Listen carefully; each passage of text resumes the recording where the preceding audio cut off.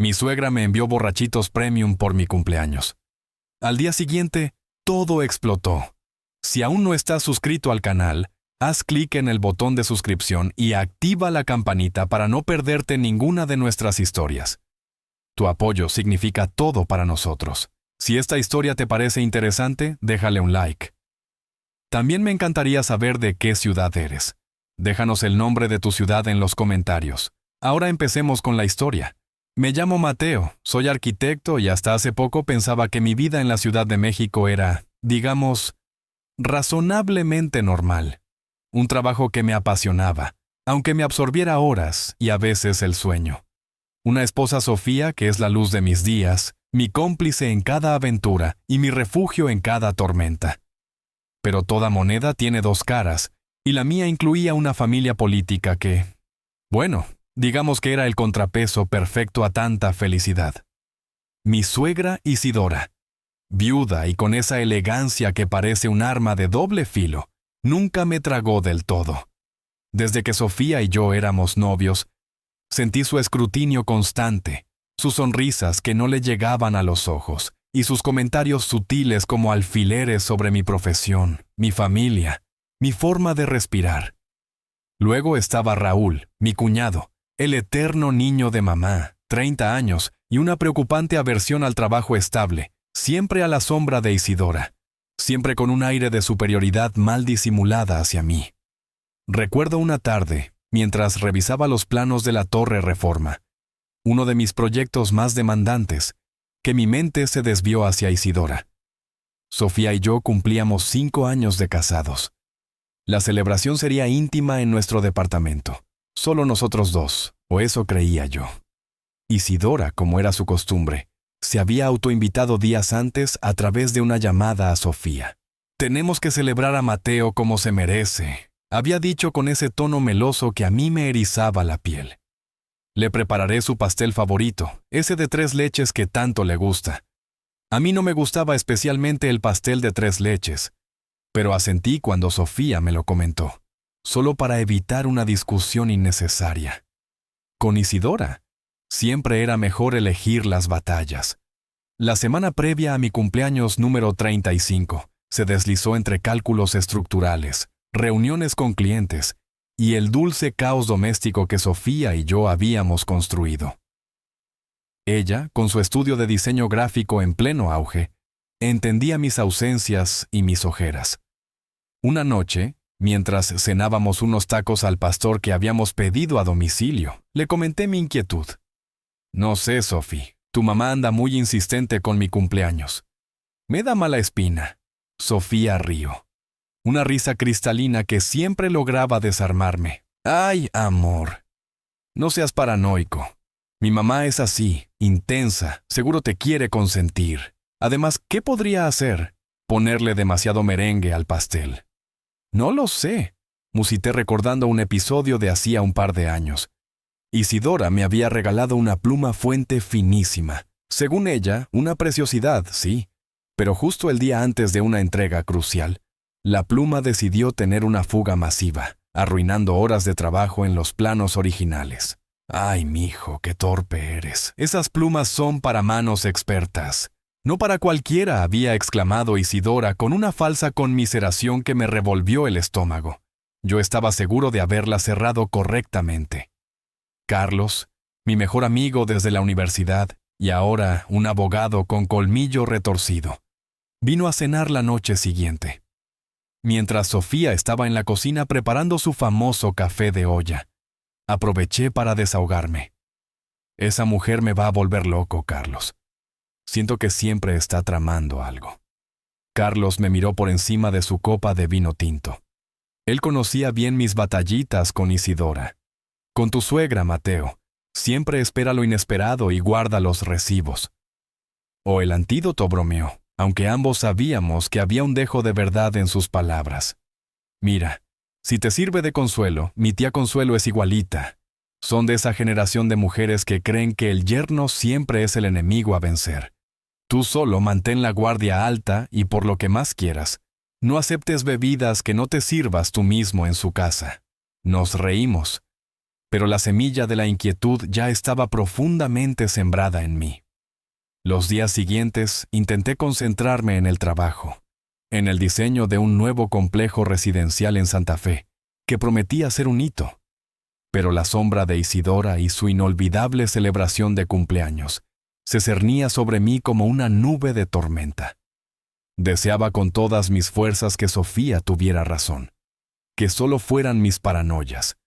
Pero una voz en mi interior, esa que tantas veces me había advertido de errores de cálculo en mis estructuras, me susurraba que algo no estaba bien, algo simplemente no encajaba. Llegó el día, 35 años. Me desperté con el aroma a café recién hecho y los besos de Sofía. Sobre la mesita de noche, un pequeño paquete envuelto con papel de estraza y un listón azul. Un juego de estilógrafos profesionales que llevaba meses deseando. Un detalle personal pensado que contrastaba brutalmente con la opulencia calculada que solía caracterizar los gestos de mi suegra. «Feliz cumpleaños», mi arquitecto favorito me susurró al oído. Decidí tomarme el día libre, algo inusual en mí, pero necesitaba desconectar. Sofía también había bloqueado su agenda. Planeamos una comida tranquila en Coyoacán y quizás una visita al Museo Frida Kahlo, un plan sencillo, nuestro. A media mañana, mientras Sofía se duchaba y yo revisaba distraídamente las noticias en la tableta, sonó el timbre. Un repartidor uniformado, joven, con una sonrisa profesional, sostenía una caja grande, elegantísima, con el logotipo en relieve de dulces finos.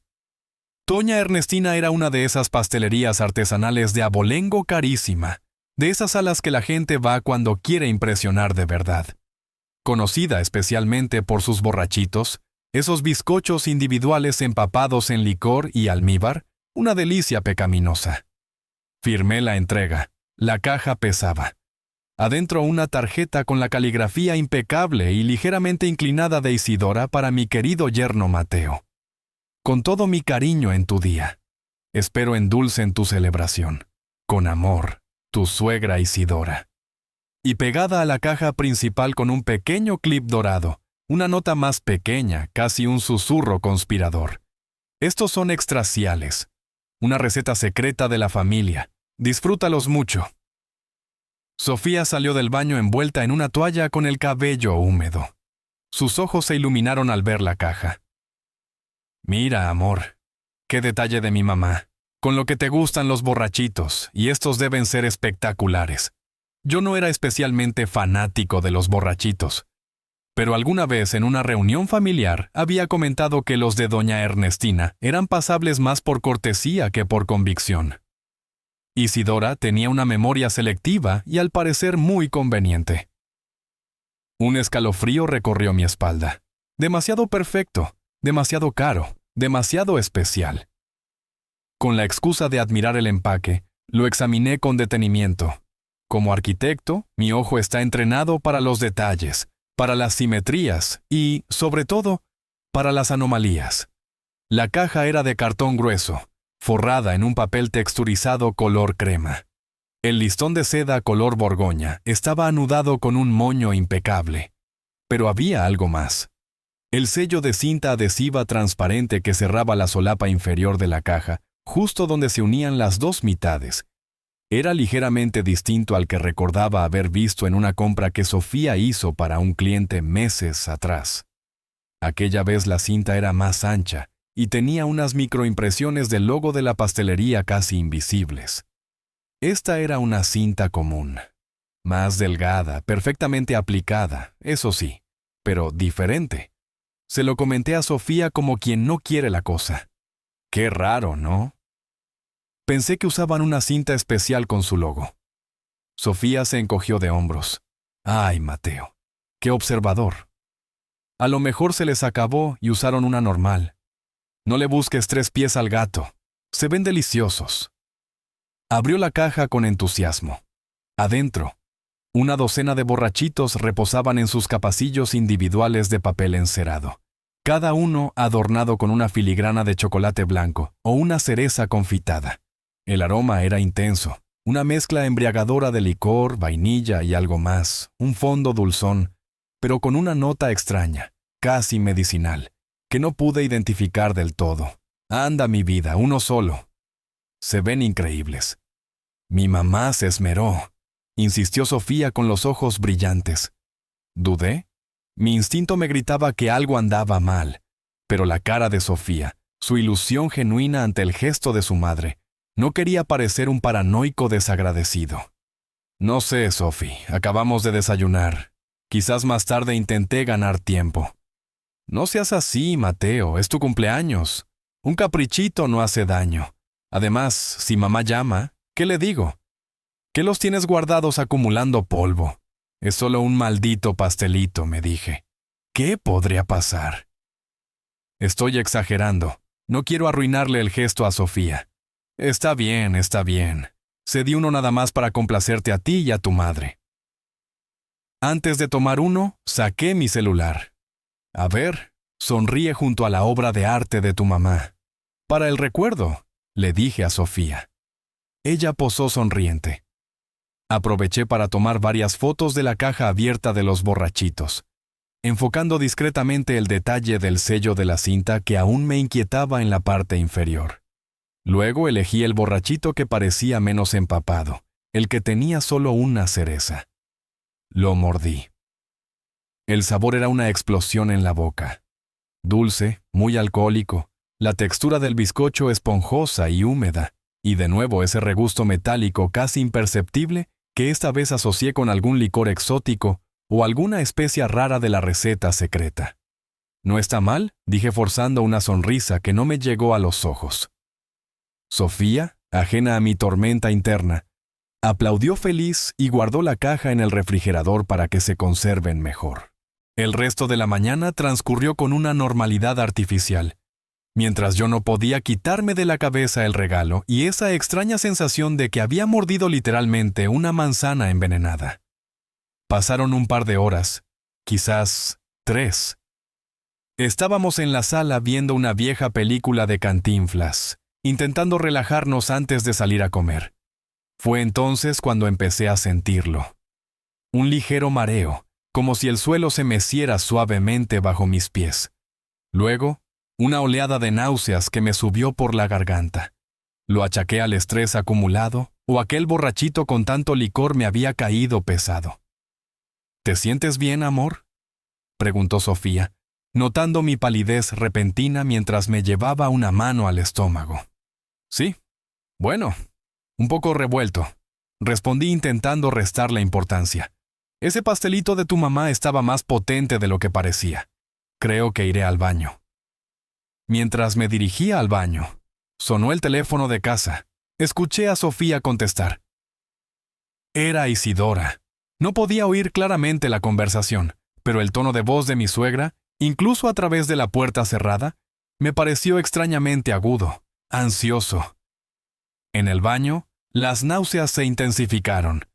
Me miré al espejo. Estaba pálido como un muerto, con un sudor frío perlando mi frente. Me sentía cada vez peor. El mareo era ahora un vértigo que me obligaba a sostenerme del lavabo. Escuché a Sofía decir, «Mamá, sí, Mateo probó uno hace un rato. Dijo que estaba rico, ¿verdad, mi amor?». Su voz llegó hasta el baño intentando sonar alegre. Apenas pude emitir un gemido como respuesta. El estómago se me retorcía en espasmos dolorosos. Luego la voz de Isidora, más clara ahora que Sofía. Había subido el volumen del altavoz del teléfono cegaramente para que yo escuchara. Solo uno. Pero si se los mandé con tanto cariño para que los disfrutara. No le gustaron. Dile que coma más que son para él. Que aproveche la receta secreta de la familia. Esa insistencia, esa especie de urgencia en su voz me heló la sangre. Salí del baño tambaleándome justo cuando Sofía decía, «No, mamá, sí le gustó». Solo que ahora se siente un poco mal del estómago. Creo que le cayó pesado. Hubo un brevísimo silencio al otro lado de la línea. Luego Isidora, con un tono que pretendía ser de preocupación, pero que a mí me sonó terriblemente falso, casi ensayado. ¡Ay, Dios mío! Mal del estómago. Pero, ¿cómo? Si son ingredientes de primerísima calidad. Imposible que le hagan daño mis borrachitos hechos con tanto amor. Seguro que fue el estrés del trabajo, mi hijo. O a lo mejor comió otra cosa en la calle. No habrá sido eso, no pude más. Una arcada violenta me sacudió. Corrí de nuevo al baño y vomité profusamente en el inodoro. Era un líquido vigilioso amargo. El mareo se convirtió en una pesadilla giratoria. Mi cabeza parecía estallar y un dolor agudo, como un puñal, se me clavó en el abdomen. Sofía colgó bruscamente el teléfono y corrió hacia mí. «Mateo, Dios mío, ¿qué tienes?», gritó, sus ojos desorbitados por el pánico. Con la voz entrecortada, apenas pudiendo respirar, le dije: No sé. Fue después del borrachito, el de tu mamá. Llaman a una ambulancia. Sophie, por favor, me siento muy mal. Mi corazón latía desbocado. Sentía que me asfixiaba, que me hundía en un pozo oscuro. Los calambres abdominales eran terribles y mi visión empezó a nublarse como si estuviera viendo el mundo a través de un cristal empañado. Sofía, llorando histéricamente, marcó el número de emergencias. Entre sollozos intentaba describir mis síntomas al operador. Yo, mientras tanto, sufrí otro episodio de vómito, esta vez más violento. Caí de rodillas sin fuerzas. Escuché la voz de Sofía lejana. «Ya vienen en camino, mi amor. Resiste, por favor, resiste». La nota de Isidora resonó en mi cabeza febril, extraesiales, y en ese instante, en medio del dolor y el terror, tuve una certeza espantosa. Esos borrachitos no eran un regalo, eran una trampa, y yo había caído en ella. El sonido agudo de la sirena acercándose fue lo último que recuerdo con claridad antes de que la oscuridad me envolviera por completo. El viaje en la ambulancia fue una sucesión de fogonazos dolorosos e imágenes borrosas. Sentía las manos de Sofía apretando la mía. Escuchaba su voz quebrada llamándome, rezando. Los paramédicos me hablaban, intentaban estabilizarme, me ponían oxígeno. Recuerdo que le preguntaron a Sofía qué había comido o bebido. Su respuesta fue un susurro ahogado, unos borrachitos artesanales, un regalo. La llegada a la sala de urgencias del Hospital Ángeles fue un torbellino de batas blancas, luces brillantes y un movimiento frenético que aumentaba mi sensación de vértigo y pánico. Me trasladaron a un cubículo, me pincharon para sacarme sangre. Me conectaron a una vía intravenosa y a un monitor que no dejaba de pitar. El doctor Fernández se presentó. Era un hombre de unos 50 años con una expresión seria y unos ojos que parecían haberlo visto todo. Interrogó a Sofía con calma, pero con firmeza: síntomas, inicio, alergias conocidas, antecedentes médicos. Sofía, entre sollozos, relató el episodio del borrachito, la llamada de su madre, la extraña insistencia. Mencionó también mi comentario sobre el sello de la caja y las fotos que había tomado. El doctor anotaba todo en una tableta, el ceño fruncido. Yo entraba y salía de la conciencia. En un momento de lucidez vi entrar a Isidora y a Raúl. Mi suegra irrumpió con una actuación digna de un melodrama de las 3 de la tarde, llorando a lágrima viva, gritando con la voz rota: «¿Dónde está mi Mateo? Mi pobre muchacho. Tiene que estar bien. Dios mío, tiene que estar bien». Se aferraba al brazo de Sofía, quien la sostenía como podía ella misma al borde del colapso. Raúl, a su lado, parecía más un espectador incómodo que un familiar preocupado. Su palidez era notable, pero sus ojos inquietos se movían de un lado a otro evitando mi mirada. La actuación de Isidora, lejos de conmoverme, me produjo una nueva oleada de náuseas. Había algo obscenamente falso en su desesperación, algo que no encajaba. Un brillo extraño en sus ojos secos que contradecía sus lamentos. El doctor Fernández salió a hablar con ellos en el pasillo. Escuché fragmentos de su explicación. El paciente está estable, pero su condición es delicada. Sí, intoxicación severa, pero no parece una intoxicación alimentaria común. Los valores en sangre están alterados de una forma particular. Estamos realizando un panel toxicológico completo, pero los resultados tardarán algunas horas. Isidora alzó la voz interrumpiéndolo. Pero, ¿Cómo, doctor? Si él es tan sano, tan fuerte, ¿qué pudo haber sido? ¿Comería algo en la calle? Estos jóvenes de ahora no se cuidan. Su intento por desviar la atención era tan burdo que resultaba insultante.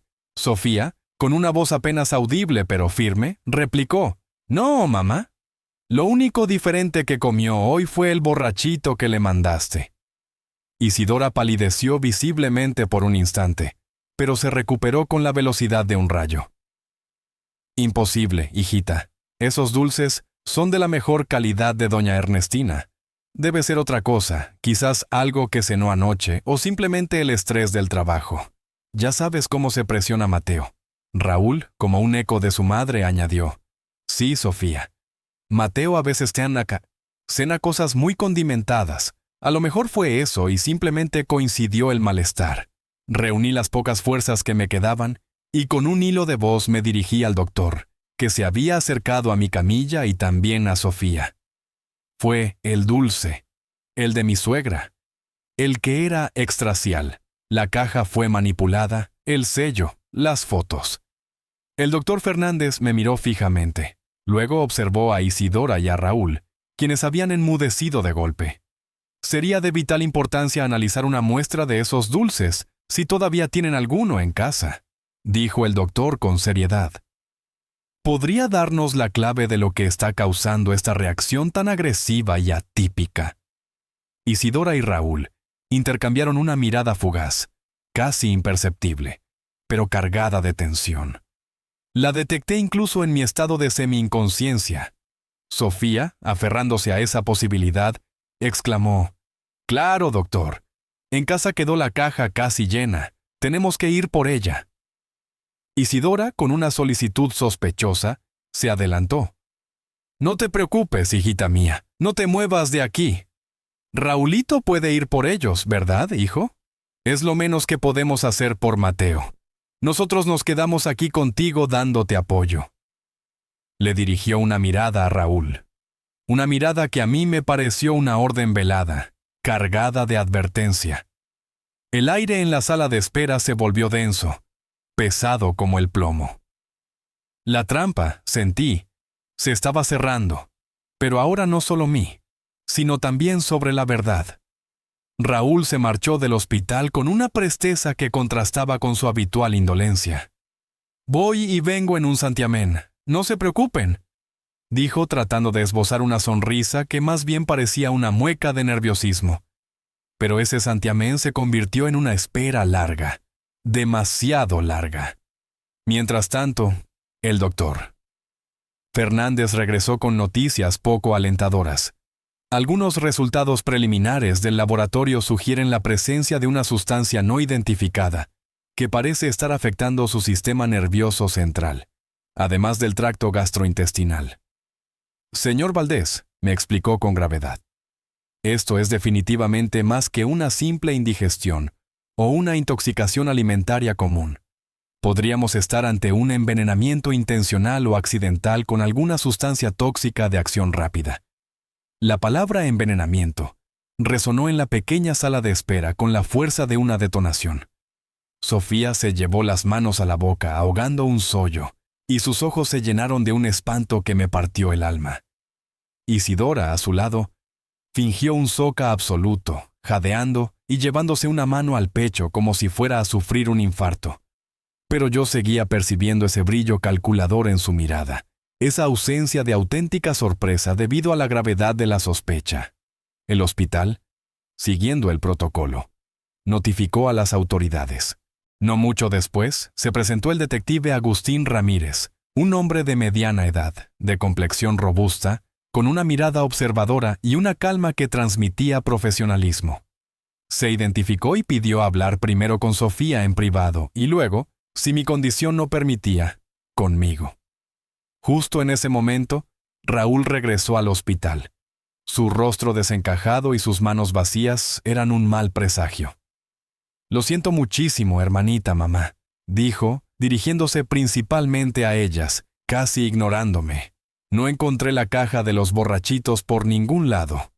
Busqué en el refrigerador, en la basura de la cocina, hasta en la despensa. Nada de nada.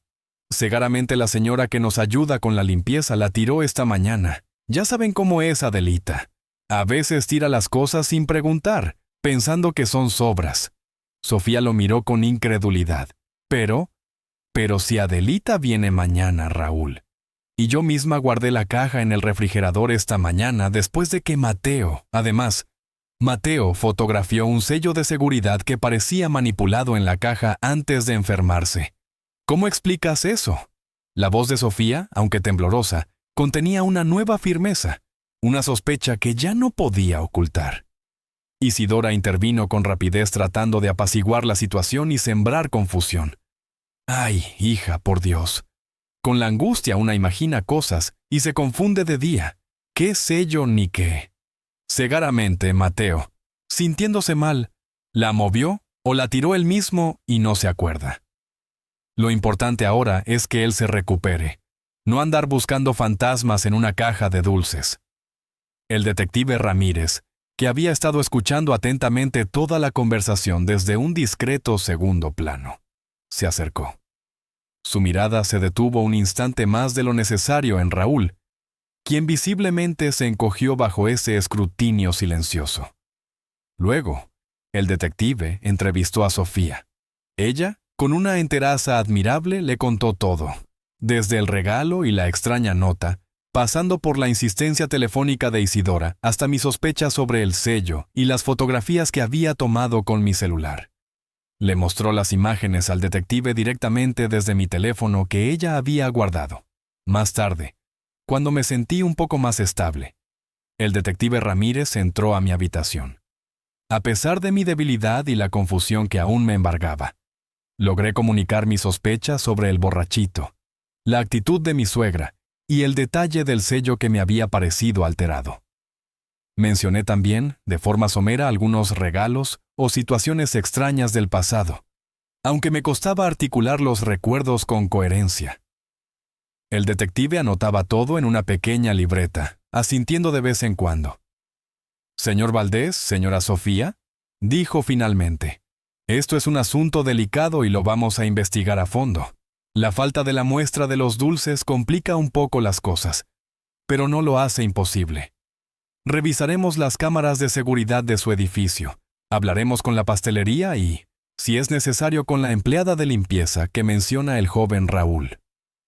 Isidora y Raúl también fueron interrogados brevemente por el detective en el pasillo. Observé desde mi cama cómo ambos negaban cualquier implicación, mostrándose afligidos y superficialmente cooperativos. Isidora insistía en que todo era una terrible y desafortunada coincidencia y que ella jamás haría daño a Mateo, a quien quería como a un hijo. La hipocresía de sus palabras me revolvía las entrañas. Cuando el detective se marchó, y después de que Isidora y Raúl también se retiraran con la excusa de ir a descansar un poco y rezar por mi recuperación, Carlos, mi amigo abogado, llegó al hospital, alertado por un mensaje de Sofía. Entró a mi habitación con el rostro sombrío.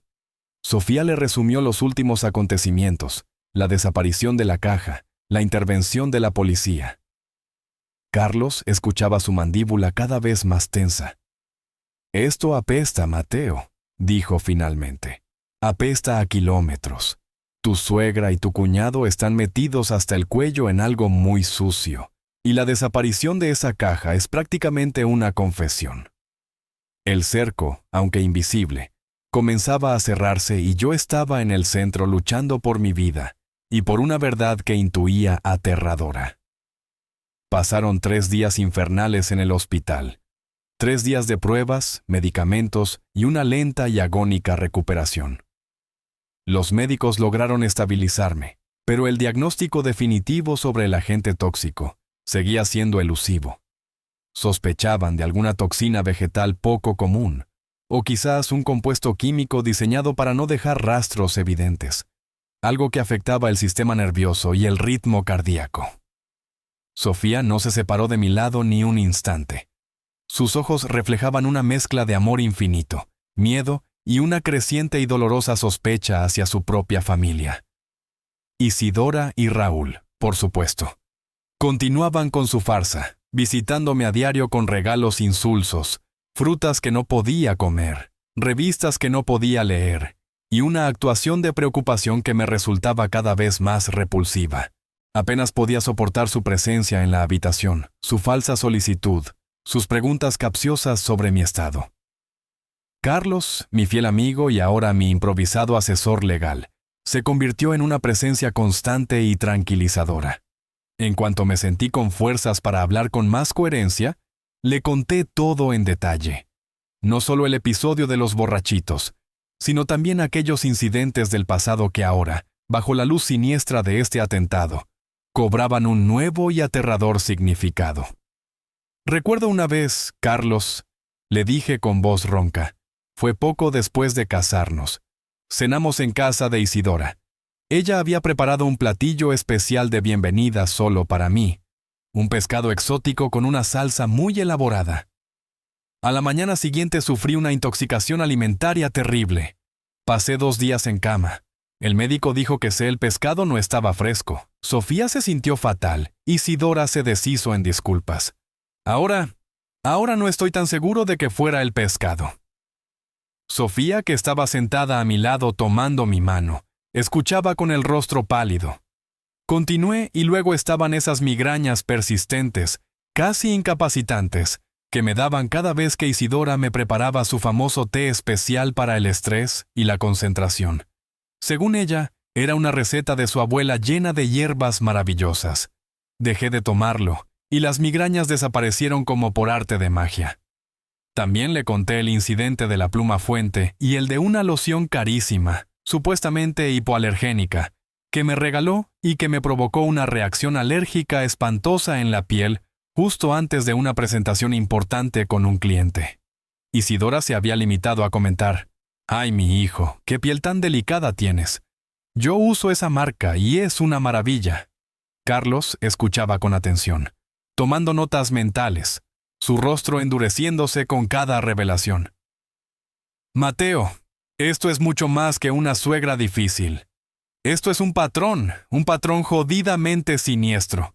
Necesitamos investigar a fondo».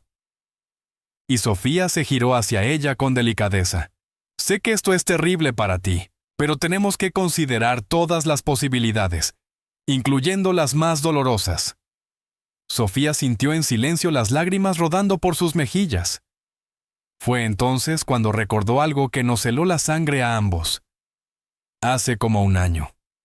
Comenzó con voz temblorosa. Mamá me pidió, casi me exigió, que la pusiera como segunda beneficiaria en el seguro de vida de Mateo. Dijo que era por si a mí me pasaba algo para que ella pudiera cuidar de Mateo en mi ausencia y asegurarse de que no le faltara nada. Me sonó muy raro, incluso egoísta, pero accedí para no tener más problemas con ella. Pensé que era una de sus excentricidades. Dios mío, Mateo. Me quedé sin palabras. La idea era monstruosa. Carlos nos instó a buscar cualquier documento financiero, cualquier pista sobre posibles deudas o problemas económicos de Isidora o Raúl. El dinero, dijo, suele ser el motor de las peores bajezas humanas. Sofía recordó entonces que Raúl siempre andaba quejándose de falta de dinero, metido en negocios turbios que nunca prosperaban, y que Isidora a veces hacía comentarios velados sobre lo difícil que estaba la situación económica y la importancia de asegurar el futuro de la familia. Justo en ese momento, como si la hubiera invocado, él apareció en la puerta de la habitación tía Elena, la hermana mayor de Isidora, una mujer alta, de facciones duras, y una energía arrolladora, conocida en la familia por su lengua afilada y su lealtad incondicional. Casi ciega hacia Isidora, venía, según dijo, a dar apoyo moral a la familia en estos momentos tan difíciles. «¡Qué barbaridad lo que le pasó a mi pobre Mateo!», exclamó con voz impostada, aunque sin derramar una lágrima. «Pero estoy completamente segura de que mi hermana Isidora, un alma de Dios, no tiene absolutamente nada que ver en este embrollo. Ella adora a este muchacho como si fuera su propio hijo. Deben ser enemigos de Mateo, algún socio envidioso o simplemente la mala suerte que a veces ensaña con los buenos». Sus palabras eran un claro intento de sembrar dudas, de desviar cualquier sospecha que pudiera recaer sobre su hermana. La conversación se volvió tensa. Tía Elena minimizaba nuestras preocupaciones, insistiendo en la integridad intachable de Isidora y en la imaginación calenturienta que a veces provocaba el estrés. Carlos, con la diplomacia de un experimentado litigante, pero con una firmeza inquebrantable, le hizo ver que las sospechas eran fundadas y que la investigación policial seguiría su curso. Después de que tía Elena se marchara, dejando tras de sí una estela de tensión y falsedad, Carlos nos miró con seriedad. Esa mujer es parte del problema, o como mínimo una encubridora consciente. Necesitamos pruebas contundentes y refutables. Y Sofía, vas a tener que ser muy fuerte. Es muy probable que descubras cosas de tu madre y de tu hermano que te van a destrozar el corazón. Sofía, secándose las lágrimas con el dorso de la mano, levantó la barbilla. En sus ojos vi nacer una nueva determinación, fría y afilada como el acero. Haré lo que sea necesario, Carlos, dijo con una voz que ya no temblaba. Necesito saber la verdad por Mateo y por mí. El plan comenzó a tomar forma en esa aséptica habitación de hospital en cuanto me dieran el alta y aprovechando alguna ausencia de Isidora y Raúl. Intentaríamos acceder discretamente a su casa en busca de esas pruebas que gritaran la verdad que todos empezábamos a temer. Recibí el alta hospitalaria una semana después del incidente. Aún me sentía débil, con el cuerpo dolorido y la mente nublada por la incertidumbre, pero una determinación férrea me impulsaba. Necesitaba respuestas, necesitaba justicia. El detective Ramírez nos había informado que la investigación oficial avanzaba con lentitud. Sin la muestra del borrachito envenenado y con la coartada de Isidora y Raúl sobre la desaparición de la caja, era difícil armar un caso sólido. La pastelería Dulces Finos, doña Ernestina, había confirmado que efectivamente no utilizaban el tipo de sello de seguridad que yo había fotografiado en la caja del regalo, y que tampoco tenían registrada ninguna receta secreta de borrachitos especiales asignada a una compra de Isidora Collins. La empleada que supuestamente había atendido a Isidora el día que compró los dulces, según la versión de mi suegra, ofreció una descripción vaga y poco convincente, casi como si estuviera recitando un guión aprendido. Todo olía a podrido. El plan para entrar en casa de Isidora lo trazamos con Carlos con la precisión de un proyecto arquitectónico. Sofía, con el corazón encogido, pero con una valentía que me asombraba, confirmó que su madre y Raúl estarían fuera toda la tarde del sábado siguiente. Supuestamente asistirían a una reunión con un abogado en Cuernavaca por una herencia lejana de un tío olvidado. Una excusa que a Sofía le sonó a cuerno quemado, pero que nos proporcionaba la coartada perfecta. Ella conservaba una copia de la llave de la casa de su madre solo para emergencias. Nunca una emergencia había sido tan real y tan aterradora. Llegamos a la colonia del Valle, donde Isidora tenía su casa un sábado por la tarde. El sol caía a plomo y las calles estaban relativamente tranquilas. La casa de 2 plantas, con una fachada impecable y un jardín meticulosamente cuidado, parecía un oasis de respetabilidad burguesa, pero para mí, en ese momento, era la guarida del lobo. Sentí una oleada de náusea solo al estacionar el coche a una cuadra de distancia. Mientras nos acercábamos a la puerta, nerviosos y mirando en todas direcciones, don Javier, el vecino de al lado, un hombre mayor, jubilado, amigo del difunto padre de Sofía y conocido por su rectitud y discreción, nos vio desde el porche de su casa, donde leía el periódico. Sofía, Mateo, qué sorpresa verlos por aquí. Nos saludó con una mezcla de extrañeza y amabilidad. Pensé que Isidora y Raulito no estaban en casa. Los vi salir muy temprano con maletines. Sofía, pálida pero serena, improvisó una excusa con admirable naturalidad. Buenas tardes, don Javier. Sí, así es. Solo venimos a recoger unos documentos urgentes de Mateo que se quedaron aquí la última vez que vinimos de visita. Con su permiso. Don Javier nos miró con sus ojos sabios y penetrantes. Noté una chispa de curiosidad, quizás incluso de suspicacia en su mirada. Él conocía bien el carácter de Isidora, las tensiones familiares. Claro, pasen, muchachos. Con cuidado dijo y volvió a su lectura, aunque sentí que su mirada nos seguía hasta que cruzamos el umbral. Dentro la casa de Isidora era un reflejo de su personalidad, todo en un orden pulcro, casi obsesivo, cada objeto en su lugar, como si fuera un museo donde estuviera prohibido tocar. Demasiado perfecto, demasiado controlado. Un silencio denso flotaba en el ambiente. Nos dividimos las tareas.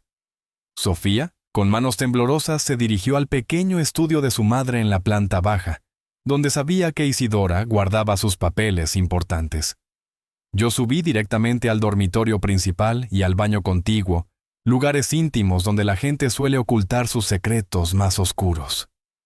Carlos estaba al tanto de nuestra incursión, conectado por el móvil, listo para darnos consejo legal o llamar a la policía si las cosas se complicaban. En el escritorio de caoba del estudio, Sofía encontró rápidamente lo que temíamos: varias pólizas de seguro. No solo la de mi vida, donde Isidora figuraba como segunda beneficiaria, sino una póliza de vida de la propia Sofía contratada hacía apenas 6 meses, sin que ella tuviera pleno conocimiento de los detalles.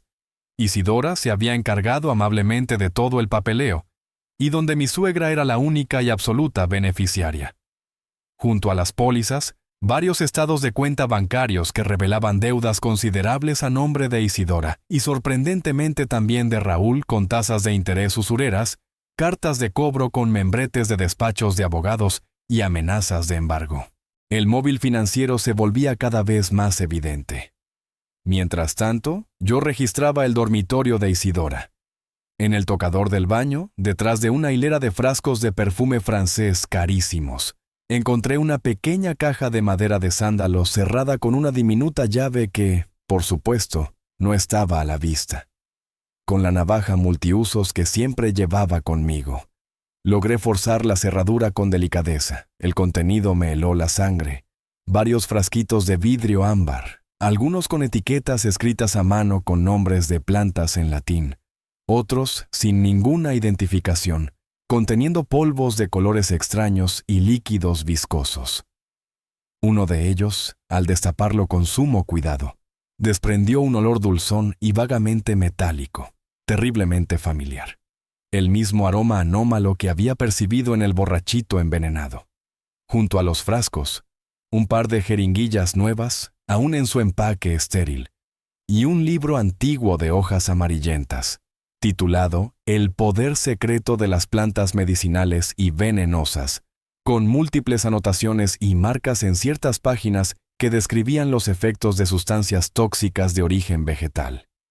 Pero la prueba definitiva, la que hizo que se me revolviera el estómago y sintiera un vacío helado en el pecho, la encontré en la mesita de noche de Isidora, bajo una pila de novelas románticas. Un diario personal forrado en piel sintética color vino. Al hojearlo al azar, mis ojos se toparon con frases que eran puñaladas directas. Mateo sigue siendo un obstáculo. Sofía es tan ciega, tan ingenua. No se da cuenta de que él solo la está usando, que la aleja de mí, de su verdadera familia. Necesito una solución definitiva, algo que parezca un accidente. Raúl es un inútil, demasiado cobarde para ayudarme en algo realmente práctico. La idea de los borrachitos especiales podría funcionar. Un buen susto para que Sofía abra los ojos de una vez por todas o algo más, si es necesario para proteger su futuro y, por supuesto, el mío. Después de todo, soy su madre. Hoy es el cumpleaños del arquitectucho idiota. El regalo ya está en camino. Espero que Sofía no meta la nariz donde no debe y sea él quien lo pruebe primero. Sería muy conveniente para mis planes. Sentí que el aire me faltaba. Llamé a Sofía en voz baja. Subió corriendo, pálida como un fantasma. Le mostré el diario. Mientras leía esas líneas escritas con la caligrafía pulcra y malévola de su propia madre, el color desapareció por completo de su rostro. Las lágrimas empezaron a brotar de sus ojos silenciosas y amargas, mientras la horrible verdad la golpeaba con la fuerza de un mazo. Recogimos todo con manos temblorosas: el diario, los frascos, los documentos financieros, las pólizas de seguro. Metimos las pruebas en una bolsa de tela que habíamos llevado. Justo cuando nos disponíamos a salir de la habitación, sigilosamente escuchamos el sonido inconfundible de la puerta principal de la casa abriéndose en la planta baja, seguido de las voces de Isidora y Raúl. Habían vuelto mucho antes de lo esperado. Estábamos atrapados. El pánico nos atenazó por un instante. Nos quedamos paralizados en el umbral del dormitorio de Isidora, escuchando sus voces acercándose por el pasillo de la planta baja. Parecían discutir en voz baja con acritud. Te dije que era una pésima idea ir con ese abogado de 3 pesos. Solo nos sacó el dinero y no resolvió nada. Se quejaba Isidora con su habitual tono de reproche. Bueno, mamá, ¿y qué querías que hiciera? Tú siempre eres la de los planes geniales, ¿no? Replicó Raúl con un deje de sarcasmo que nunca antes le había escuchado. Subieron la escalera y entonces nos vieron a Sofía y a mí, de pie congelados con una bolsa de tela en mis manos, que evidentemente no contenía nuestros efectos personales. El silencio que siguió fue espeso, cortante. Las miradas se cruzaron como sables en un duelo. El rostro de Isidora pasó de la sorpresa a una furia glacial contenida apenas por un hilo. La expresión de Raúl fue de puro terror. Palideció hasta adquirir un tono verdoso y pareció encogerse sobre sí mismo. ¿Qué demonios están haciendo ustedes dos aquí? Sí se oye Isidora, su voz convertida en un látigo helado. Esta es mi casa. Están hurgando en mis cosas, ladrones. Sofía, a pesar del temblor que sacudía todo su cuerpo, dio un paso al frente, sosteniendo en alto el diario de su madre, como si fuera un escudo contra la maldad. Estábamos buscando esto, mamá, dijo, su voz quebrada pero sorprendentemente firme. Estábamos buscando la verdad y la encontramos. Yo me coloqué a su lado, sintiendo la adrenalina recorrer mis venas, dispuesto a protegerla de lo que fuera. Mostré uno de los frasquitos de vidrio ámbar que había sacado de la bolsa, y la encontramos. Isidora, sabemos lo de tu regalo especial de cumpleaños. Sabemos lo que intentaste hacerme. Isidora intentó arrebatarnos las pruebas con un movimiento rápido y felino. No saben lo que dicen. Están locos. Devuélvanme eso inmediatamente. Son calumnias, invenciones de este apenedizo, gritó señalándome con un dedo tembloroso. Raúl intentó intervenir balbuceando torpemente. Sí, cuñado. Sophie, están entendiendo todo mal. Mi mamá solo estaba investigando sobre hierbas medicinales para sus remedios caseros. Ella es muy aficionada a la herbolaria tradicional. Sofía se giró hacia su hermano, sus ojos encendidos por una mezcla de dolor y rabia. Remedios caseros, Raúl. Y las deudas que tienes hasta el cuello y esta póliza de seguro de mi vida, donde mamá es la única beneficiaria contratada a mis espaldas. ¿Y por qué demonios desapareció la caja de los borrachitos de nuestra casa el día que Mateo casi se muere? Contéstame. La confrontación se convirtió en un torbellino de acusaciones, negaciones histéricas por parte de Isidora y el llanto desconsolado de Sofía. Isidora, viéndose acorralada por las evidencias que sosteníamos, cambió de táctica. Intentó su juego favorito, la manipulación emocional dirigida a su hija. Hijita de mi alma, no la escuches. Es él, este hombre, quien te está envenenando la mente contra tu propia madre, la que te dio la vida. Yo solo quiero tu felicidad, tu bienestar. Ese hombre te va a destruir, te va a dejar en la calle. La única que ha intentado destruir algo aquí eres tú, Isidora. La interrumpí, mi voz sonando más fuerte y segura de lo que me sentía por dentro. Intentaste envenenarme y este diario tuyo dice claramente que el plan original era aún peor, ¿verdad? ¿Querías lastimar a Sofía, incapacitarla, controlarla? Isidora soltó una carcajada, una risa amarga, desquiciada, que me puso los pelos de punta. Lastimarla. Pero si yo la traje al mundo, si todo lo que hago, lo que he hecho siempre, es por ella, por su bien. Ustedes dos no entienden nada de nada. Sofía es frágil, necesita que la cuiden, que la guíen por el camino correcto. ¿Y tú, Mateo? Me fulminó con la mirada. Siempre has sido una mala influencia, un estorbo en mis planes, un intruso en mi familia. Raúl, al ver la reacción descontrolada de su madre, parecía a punto de sufrir un colapso. Se llevó las manos a la cabeza, murmurando cosas ininteligibles. En medio de ese caos de gritos y acusaciones, saqué discretamente mi teléfono celular y activé la grabadora de voz.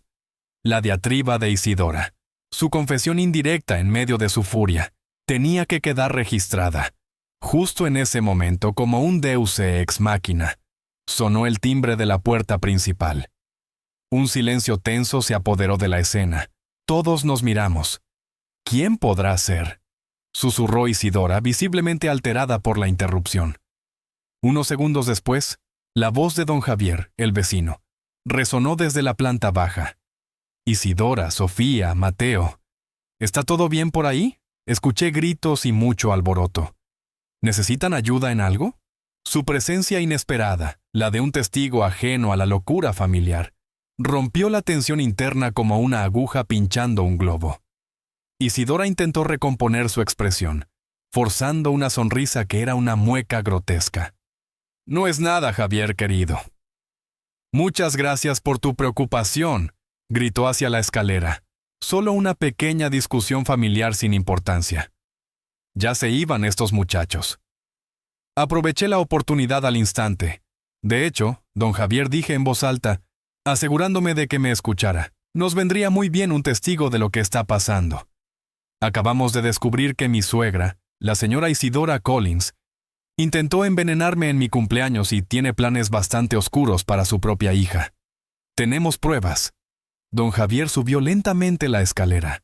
Su rostro, habitualmente afable, se había tornado grave. Miró a Isidora, luego a Sofía, que seguía llorando en silencio, y finalmente, a mí. Pude ver en sus ojos la comprensión y la consternación. Isidora dijo con voz pausada, pero firme, siempre supe que tenías un carácter fuerte, a veces difícil, pero esto que dice Mateo es muy grave. Isidora se dio cuenta de que había perdido el control de la situación. Su máscara de respetabilidad se había hecho añicos.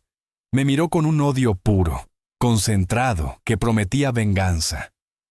Te vas a arrepentir de esto. Infeliz muerto de hambre, me espetó entre dientes. Sofía, con el corazón visiblemente roto, pero con una nueva y sorprendente entereza, levantó la barbilla. Se acabó, mamá, dijo con una voz clara y decidida. Se acabó tu juego. Vamos a llamar a la policía. Yo ya estaba marcando el número del detective Ramírez en mi celular. La pesadilla estaba lejos de terminar, pero al menos la verdad comenzaba a abrirse paso. La llegada de la policía con el detective Ramírez y 2 oficiales uniformados al frente transformó la atención familiar en una escena casi de película policíaca. Don Javier, con la seriedad que lo caracterizaba, relató con precisión lo que había visto y escuchado desde que llegamos a la casa de Isidora, incluyendo los gritos y la naturaleza de la discusión que presenció al subir. Su testimonio, como vecino respetado y sin interés aparente en el conflicto, aportó una capa crucial de credibilidad a nuestra versión desde el primer momento. Mateo y yo con Carlos ya presente, pues lo había llamado Sofía en cuanto pudo. Entregamos al detective Ramírez todas las pruebas que habíamos recolectado. El infame diario de Isidora, los frascos con las sustancias sospechosas, los documentos financieros que revelaban las deudas y las extrañas pólizas de seguro, y por supuesto, la grabación de audio que había logrado hacer con mi celular durante la confrontación, donde la voz de Isidora, quebrada por la ira, destilaba su desprecio hacia mí y sus intenciones de controlar la vida de Sofía por su propio bien. Isidora, al principio, intentó mantener su fachada de víctima indignada, acusándonos de allanamiento, de robo, de difamación. Negó rotundamente cualquier implicación en mi envenenamiento, pero su compostura se fue resquebrajando a medida que el detective Ramírez, con una calma implacable, le presentaba una a una las pruebas en su contra. La grabación fue especialmente demoledora. Escuchar su propia voz, distorsionada por el odio, Admitiendo sus intenciones, la dejó sin palabras, con el rostro lívido. Raúl, por su parte, se desmoronó casi de inmediato. Entre sollozos y balbuceos, comenzó a confesar. Admitió que sabía que su madre quería darle un buen susto a Mateo para que entendiera quién mandaba, que ella manejaba hierbas raras y medicinas fuertes, y que le había pedido ayuda para resolver unos problemitas financieros usando los bienes de Sofía. Intentó minimizar su propia participación, pintándose como una víctima de la manipulación de su madre, un pobre asustado que solo obedecía para evitar represalias y con la promesa de que Isidora saldaría sus cuantiosas deudas de juego. Tía Elena, alertada cegaramente por algún vecino chismoso o por una llamada desesperada de la propia Isidora antes de que le quitaran el teléfono, irrumpió en la escena como un huracán. Justo cuando los oficiales se disponían a trasladar a Isidora y a Raúl a la comisaría para ser interrogados formalmente, armó un escándalo en plena calle, acusándome de ser una revista que había manipulado a la pobre e ingenua Sofía, y a la policía de ser incompetente y de dejarse engañar. Carlos, con la ley en la mano y una paciencia de santo, logró calmarla y explicarle la gravedad de la situación y las pruebas existentes, aunque tía Elena seguía mascullando amenazas y jurando que esto no se quedaría así. Los días y semanas que siguieron fueron un calvario burocrático y emocional.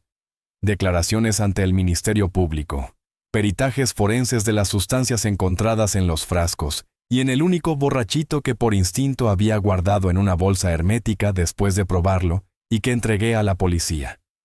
Los análisis confirmaron la presencia de una mezcla letal, una alta concentración de digitoxina extraída de la planta conocida como dedalera, Digitalis púrpura, combinada con un beta bloqueante en dosis peligrosas. Una combinación diseñada para provocar un fallo cardíaco agudo que de no haber recibido atención médica inmediata me habría matado y que además era difícil de detectar en un examen toxicológico rutinario, sin una sospecha específica. El diario de Isidora se convirtió en la pieza central de la acusación. En sus páginas escritas con una pulcritud escalofriante, no solo detallaba su plan para envenenarme con los borrachitos, sino que revelaba su intención a largo plazo, si el plan conmigo fallaba o si Sofía seguía en su error. Pensaba administrarle pequeñas dosis de alguna sustancia debilitante para minar su salud física y mental, y así poder declararla incompetente y tomar control absoluto de sus bienes y de su vida. Con Raúl como su tósil albacea. Era un plan monstruoso concebido con una frialdad calculadora que nos dejó helados. Sofía tuvo que enfrentarse a la devastadora realidad de que su propia madre era un monstruo. Tuvo que declarar contra ella y contra su hermano. Cada sesión con los abogados, cada revisión de las pruebas era una nueva puñalada en su corazón. Yo intentaba hacer su roca, su apoyo incondicional, pero por dentro también estaba lidiando con mi propio trauma, con la incredulidad de haber estado tan cerca de la muerte a manos de alguien de mi propia familia política. Tía Elena, fiel a su estilo, no se dio por vencida. Contrató a un abogado conocido por sus tácticas dilatorias y sus artimañas legales, un tal licenciado Culebro que intentó por todos los medios entorpecer la investigación, desacreditar nuestro testimonio e incluso sembrar la duda sobre la cadena de custodia de las pruebas. Carlos tuvo que emplearse a fondo, demostrando su astucia y su conocimiento de la ley para contrarrestar cada uno de los embates del abogado de Isidora. Se descubrió también, gracias a una inspección más detallada en nuestra antigua casa, a la que no habíamos vuelto desde el incidente que Isidora en sus visitas había estado rociando sutilmente algunas de mis plantas de interior con algún tipo de herbicida o sustancia, que las estaba marchitando lentamente. Quizás era una forma de practicar con venenos, o simplemente otra manifestación de su malevolencia, de su deseo de dañar todo lo que para mí era importante. Pequeños actos de maldad que sumados pintaban el retrato completo de una psicópata. El proceso judicial prometía ser largo y doloroso, pero estábamos decididos a llegar hasta el final. La justicia, aunque lenta, tenía que prevalecer. El juicio fue exactamente lo que esperábamos, Un proceso largo, mediático y emocionalmente desgarrador. Durante semanas revivimos el horror una y otra vez en la fría sala del tribunal. Los testimonios se sucedieron, el mío detallando el envenenamiento y los maltratos sutiles previos. El de Sofía, con la voz quebrada pero firme enfrentando la monstruosidad de su madre y la traición de su hermano. El del doctor Fernández, explicando la gravedad de mi estado y la naturaleza de las toxinas. El del detective Ramírez, exponiendo la investigación y las pruebas recolectadas. Don Javier también subió al estrado su relato sereno y objetivo sobre la confrontación en casa de Isidora, añadiendo un peso incontestable a la versión de la fiscalía. La grabación de mi celular donde Isidora despotricaba y prácticamente confesaba sus intenciones fue reproducida en la sala, provocando un silencio sepulcral seguido de murmullos de indignación. El diario de mi suegra, leído en fragmentos por el fiscal, expuso la oscuridad de su alma, la premeditación de sus actos. La defensa de Isidora, encabezada por el astuto licenciado Culebro, intentó por todos los medios pintarla como una mujer mayor, víctima del estrés, la menopausia y la manipulación de otros, incluso llegando a sugerir que yo mismo había orquestado todo para perjudicarla. Raúl, por su parte, se apegó a su papel de víctima de una madre controladora, alegando coerción y miedo insuperable. Pero las pruebas eran abrumadoras, la lógica de los hechos, incontestable. El día del veredicto, la sala estaba abarrotada. Recuerdo la tensión en el aire, tan densa que se podía cortar con un cuchillo. Cuando el juez leyó la sentencia, sentí que un peso enorme se levantaba de mis hombros, aunque la alegría que esperaba no llegó. Isidora Collins fue encontrada culpable de intento de homicidio calificado, lesiones y conspiración, entre otros cargos. Recibió una sentencia de 28 años de prisión inconmutable. Al escuchar el fallo, su rostro de porcelana se contrajo en una mueca de incredulidad y furia, pero no dijo una palabra. Raúl, por su complicidad y cooperación tardía durante el juicio, recibió una condena de 8 años con posibilidad de beneficios penitenciarios, tras cumplir una parte de la pena. Tía Elena, que había asistido a todas las audiencias con una actitud desafiante, salió del tribunal hecha una furia, lanzando improperios contra el sistema judicial y jurando que la injusticia contra su hermana no quedaría así, aunque sus amenazas ya sonaban huecas, vacías. El costo emocional de todo el proceso fue inmenso. La justicia se había hecho, sí, pero la herida familiar era profunda, quizás irreparable. Sofía lloró durante días, no por su madre, la criminal, sino por la pérdida de la madre que ella había creído tener, por la familia rota, por la inocencia destrozada. Decidimos que no podíamos seguir viviendo en la Ciudad de México. Demasiados recuerdos dolorosos, demasiadas miradas curiosas, demasiadas sombras. Vendimos nuestro departamento. Nos deshicimos de casi todo lo que nos recordaba aquella etapa oscura de nuestras vidas. Con el apoyo incondicional de Carlos y la bendición de don Javier, quien nos regaló un pequeño ópalo de fuego, un amuleto de protección y buena suerte, según él, decidimos mudarnos a Querétaro buscando un ritmo de vida más tranquilo, anonimato y la posibilidad de sanar. Alquilamos una pequeña casa con un jardín descuidado en las afueras de la ciudad. Ambos comenzamos terapia individual y de pareja. Había días buenos, llenos de una esperanza frágil, y días malos donde las pesadillas volvían y la tristeza nos embargaba.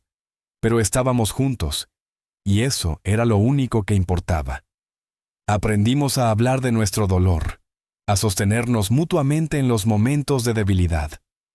Un año después de la sentencia, una tarde soleada de primavera, mientras intentábamos revivir el jardín plantando bugambilas y lavanda, Sofía me dio la noticia. Estaba pálida, pero sus ojos brillaban con una luz nueva, una mezcla de alegría y un temor casi reverencial. Estaba embarazada. La noticia nos sacudió. Una oleada de emociones encontradas me invadió. Una alegría inmensa, desbordante, pero también un miedo profundo. El miedo a que la sombra de Isidora, el veneno de su maldad, pudiera de alguna manera alcanzar a esta nueva vida inocente. El miedo a no ser capaces de proteger a nuestro hijo de la oscuridad del mundo. Abracé a Sofía con todas mis fuerzas, sintiendo los latidos de su corazón junto al mío, los de esa pequeña vida que crecía en su vientre. Seremos los mejores padres del mundo. Mi amor le susurré al oído con la voz embargada por la emoción. Romperemos este maldito ciclo de dolor.